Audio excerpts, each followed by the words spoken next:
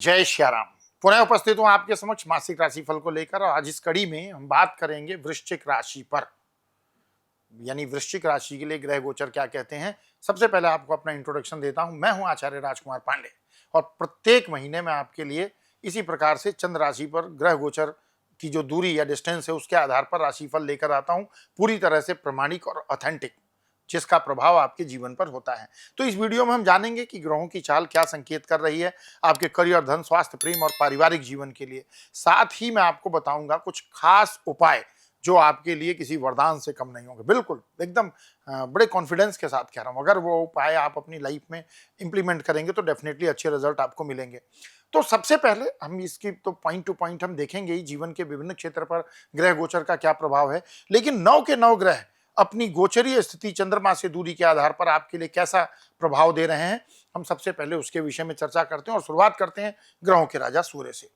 महीने की शुरुआत में सूर्य आपकी जन्म राशि के अष्टम भाव में, जिससे आत्मबल में कमी और तनाव की स्थिति आप अनुभव करेंगे। महीने के उत्तरार्ध में सूर्य नवम भाव में आकर भाग्य में थोड़ा धीमा लेकिन सुधार करेंगे। मंगल की स्थिति 28 जुलाई तक आपकी जन्म राशि में दशम भाव में रहेंगे, जो करियर में तनाव बढ़ा सकते हैं, लेकिन 28 जुलाई के बाद एकादश भाव में आकर आपको डेफिनेटली राहत मिलेगी। बुध की बात करें तो पूरे महीने भाग्य भाव में रहेंगे, 18 जुलाई से वक्री हो जाएंगे। निर्णय में भ्रम और संचार की दिक्कतें संभव हो सकती हैं।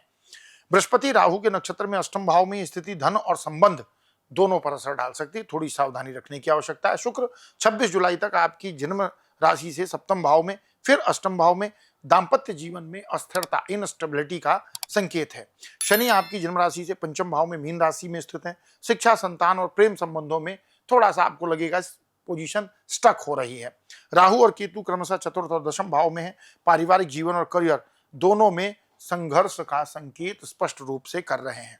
अब इसको लेकर आप ये मत समझना कि तो खराब हो गया, बाकी के ग्रहों का प्रभाव कहीं ना कहीं आपको सपोर्ट भी कर रहा है।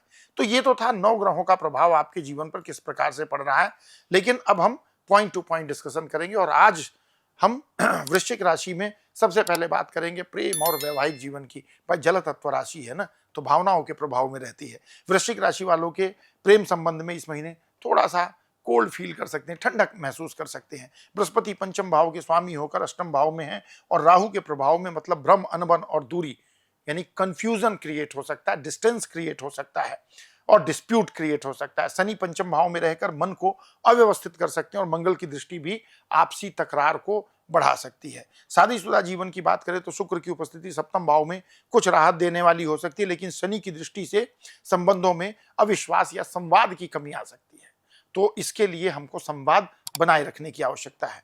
26 जुलाई के बाद शुक्र अष्टम में चले जाएंगे।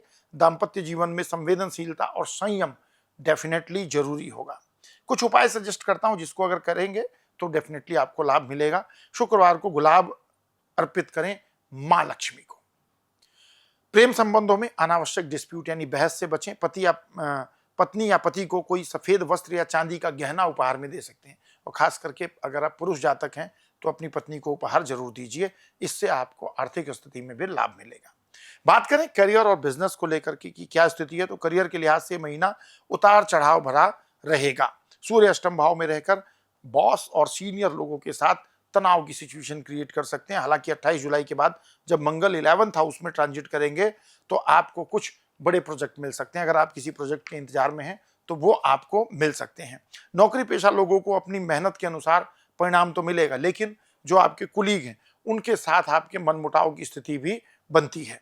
व्यवसाय करने वालों के लिए नए निवेश या साझेदारी से फिलहाल बचने की आवश्यकता है, इस बात का विशेष रूप से ध्यान रखें। क्या कर सकते हैं उपाय ऐसा जिससे कि आपको बेनिफिट मिले, तो मंगलवार को हनुमान चालीसा का पाठ करें। कार्यस्थल पर अगर संभव हो सकता है तो पीले फूल रखें या अपने साथ थोड़ा सा पीला फूल लेकर के जा सकते हैं। बड़ों का आशीर्वाद लेकर नए काम की शुरुआत करें, निश्चित ही जो अवरोध है वो दूर होंगे।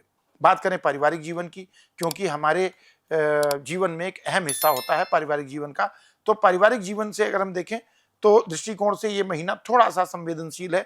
दूसरे भाव के स्वामी बृहस्पति 8वें भाव में है, जिससे परिवार में वाणी के कारण तनाव पैदा हो सकता है। राहु चतुर्थ भाव में और केतु दशम भाव में स्थिति है। घर और काम दोनों के बीच में तालमेल थोड़ा सा फ्लैक्चुएट हो सकता है, नहीं गड़बड़ हो सकता है, तो वहां हमको ध्यान रखने की आवश्यकता है। भाई बहनों से मतभेद की स्थिति बन सकती है, इसलिए जहां तक संभव हो सके संवाद में मधुरता बनाए रखने की आवश्यकता है। उपाय क्या करना चाहिए? बुधवार को यदि कोई गौ माता मिल जाए तो उनको हरा चारा दे सकते हैं। पारिवारिक बुजुर्गों की सेवा करें, इससे आपको ब्लेसिंग मिलेगी। और घर में तुलसी का पौधा जरूर लगाएं। वैसे तो देखिए प्रत्येक सनातनी के घर में तुलसी का पौधा होना ही चाहिए, ये मस्ट है। प्रतिदिन सायकाल को तुलसी के पौधे के पास दीप जलाना चाहिए। और ये केवल वृश्चिक राशि के लिए नहीं है, ये 12 राशि के लिए है। इससे परिवार में कोई भी अलाबला नहीं आती है, आर्थिक स्थिति अच्छी रहती है। आर्थिक स्थिति की बात करें, क्योंकि आर्थिक स्थिति का ही पॉइंट आ गया, तो आर्थिक मामलों में महीना थोड़ा सा कमजोर रह सकता है। बुध लाभ भाव के स्वामी होकर भाग्य भाव में, लेकिन वक्री हो जाने से आय में थोड़ी सी ऑब्स्टिकल क्रिएट हो सकते हैं। शनि की दृष्टि भी लाभ भाव पर है, जिससे उन्नति थोड़ी सी धीमी पड़ सकती है। अचानक कोई पुराना रुका पैसा मिल सकता है, क्योंकि बृहस्पति धन भाव को देख रहे हैं। उपाय क्या करना चाहिए? हर गुरुवार को केले के पेड़ की पूजा करें। जरूरतमंद विद्यार्थियों को किताबें दान करें। शुक्रवार को गाय को गुड़ और रोटी खिलाएं, तो इससे आपको लाभ मिलेगा। हेल्थ की बात करें तो स्वास्थ्य के लिहाज से महीना औसत रह सकता है। मंगल दशम भाव में आपकी राशि को देख रहे हैं, यानी दशम भाव में स्थित होकर वृश्चिक राशि को, अपनी राशि को देख रहे हैं, जिससे चोट या गिरने का भय भी उत्पन्न होता है। सूर्य की स्थिति भी कमजोर है, जिससे थकान, त्वचा संबंधी समस्याएं या गर्मी से रिलेटेड प्रॉब्लम आपको परेशान कर सकती है। लेकिन अच्छी बात यह है कि रिकवरी फास्ट होगी। बीमार होंगे तो रिकवरी भी अच्छी होगी, लेकिन अगर आप सावधानी बरतेंगे तो। क्या करना चाहिए? रोज सुबह सूर्य को तांबे के लोटे से जल अर्पित करें, अक्षत और कुमकुम डाल करके। शरीर को ठंडा रखने के लिए नीम और एलोवेरा का सेवन कर सकते हैं, आपके लिए अच्छा रहेगा। लाल चंदन का तिलक लगाएं, इससे ग्रहों का अनुकूल आशीर्वाद आपको प्राप्त होगा। तो वृश्चिक राशि वालों के लिए जुलाई 2025 का महीना ये कहता है कि धैर्य, संयम और आस्था के बल पर यह महीना आपको पार करना होगा। कठिनाइयां जरूर हैं, लेकिन सही उपाय जो मैंने आपको बताए हैं, इसको फॉलो करके डेफिनेटली आप उस वेरिएबल को, उस फ्लैक्चुएशन को कंट्रोल कर सकते हैं। अगर आपको वीडियो अच्छा लगा हो तो वीडियो को लाइक करें, चैनल को सब्सक्राइब करें, वीडियो को अपने फैमिली, फ्रेंड, रिलेटिव के साथ शेयर करें और कमेंट में जरूर लिखें हर हर महादेव। इससे हमें मोटिवेशन मिलेगा। तो मिलेंगे अगले वीडियो में, तब तक के लिए विदा। प्रेम से कहिए जय श्री राम।